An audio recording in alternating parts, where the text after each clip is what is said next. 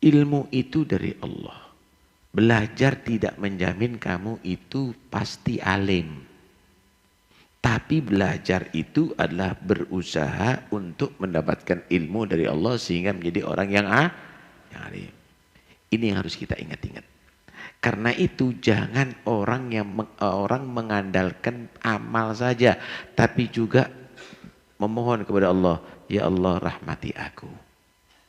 Sama dengan petani, jangan hanya mengandalkan bibit dan sawah yang subur aja, tapi sambil mohon kepada Allah, ya Allah berhasilkan semua tanamanku.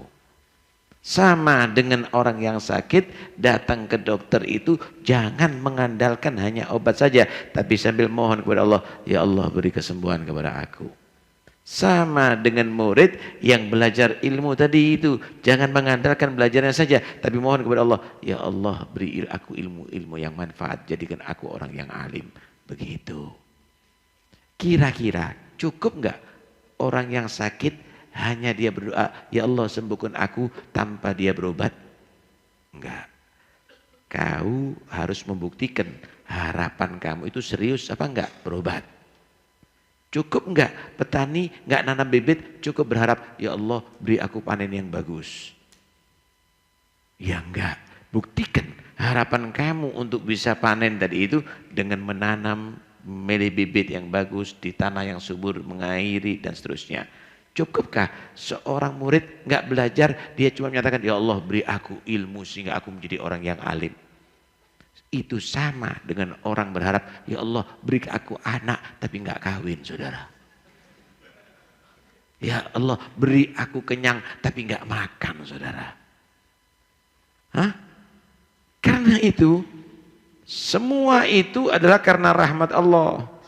Tapi kamu laksanakan tugas kamu hamba Allah untuk ta'arud, untuk mengharap rahmat Allah. Dengan cara apa? Dengan cara yang sudah diatur oleh Allah. Ayo sholat supaya dapat rahmatku. Ayo baca Quran supaya dapat rahmatku. Ayo kamu berzikir supaya dapat rahmatku. Ayo kamu i'tikaf, ayo kamu qiyamul lail. Ayo itu. Ini cara yang Allah berikan kepada kita untuk membuktikan bahwa kita berharap rahmat Allah. Karena itu dikatakan udkhulul jannata birahmati wa taqasamu fiha bi'amalikum. Masuklah surga kamu dengan rahmatku.